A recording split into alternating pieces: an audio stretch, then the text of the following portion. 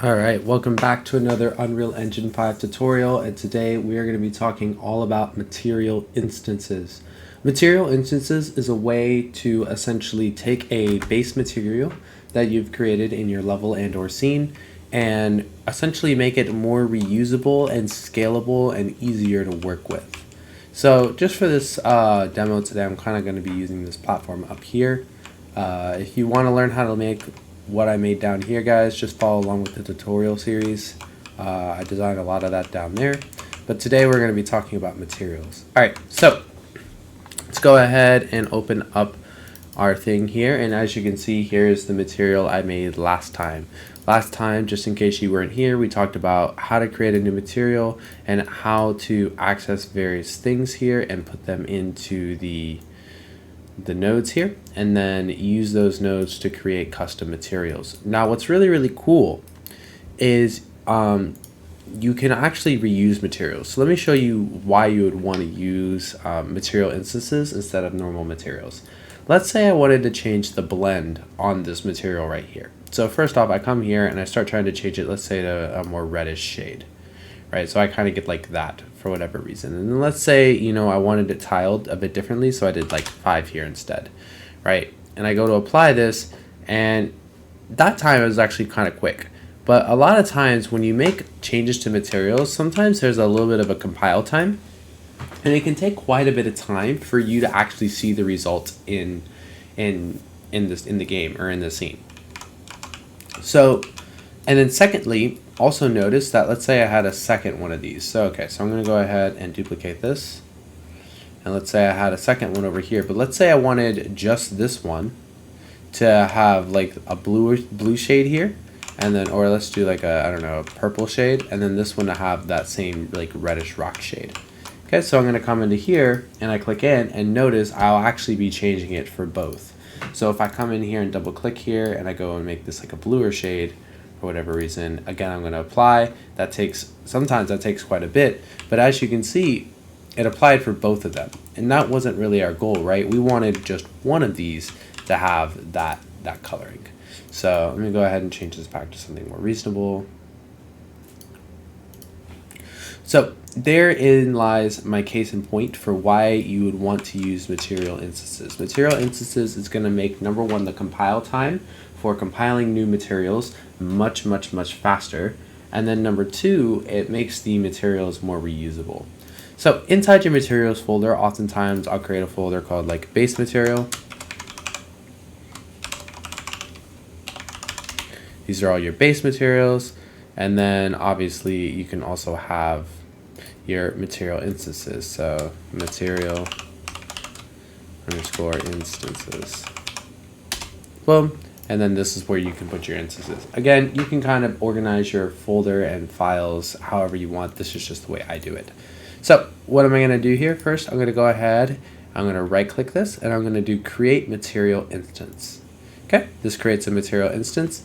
Now, I didn't do it for the tutorial material, but generally you'll want to prefix this as mi underscore tutorial material. Boom. And then this as well should be a m, so m underscore. So that way I know which one is the material and which one is the material instance. Now I'm going to go ahead and take the material instance and drag it into the material instance folder. And as you'll see here it is. This kind of looks like the shader graph that we had, but believe it or not, what you can actually add over here is going to be parameters. Parameters are going to be inbuilt values that you can build into the base material and then edit on a per needs basis over here in the details panel. So let's look at an example. Right now, I'm going to go ahead and open up the base material right here. Okay. Now what I'm going to do is I'm going to come here, I'm going to right click on this, and I'm going to say convert to parameter, and I'm going to call this blend color.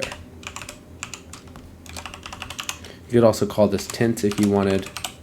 Actually, we'll just stick with tints. And then over here, you can call this tiling constant.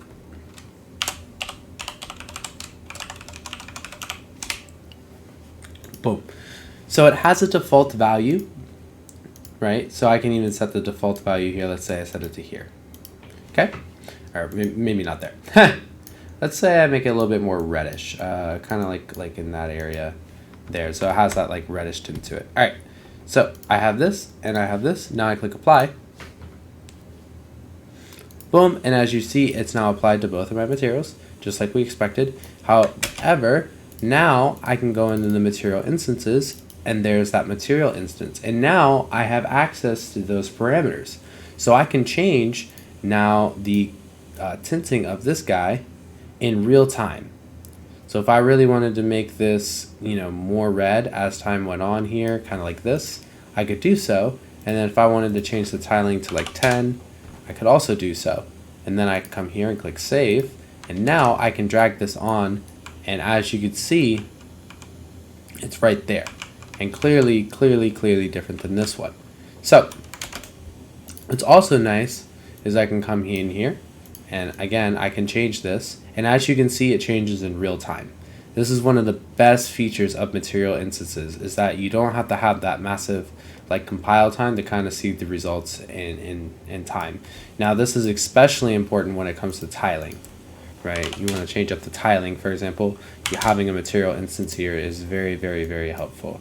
In this case, we'll probably stick with the default value of 10. So it kind of matches over here, as you can see, and then you can change this. Now, of course, that's good for this one material instance. Of course, if I drag this here, now they both have the same material instance. So all you have to do is you can just keep duplicating these material instances, right? So this would be mi tutorial material like 2, and now you have a different material instance. And now let's say I wanted this one to be shaded a little bit darker, kind of like this. I can click OK. And essentially I have access to all those parameters here. And now I can drag this one on here and then drag this one on here.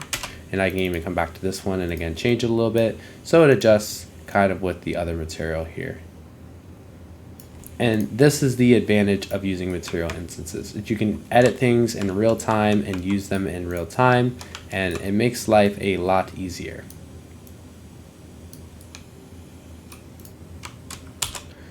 So that's pretty much it for the basics of material instances. Again, you'll just come into here and you'll also have all the parameter names right over here. So if you ever need to know what the parameters are, they're going to be right here. And again, this can go on and on for a lot of different things. If you just go in the Quixel Bridge and you just look at any given material instance here, I'll pull up a good example of one.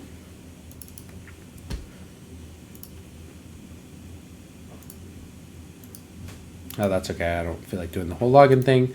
We'll save it for next time. But as you can see, material parameters there, or the parameters inside material instances, can be extremely helpful and essentially allows you to reuse materials that you've already made and customize them for your own specific needs.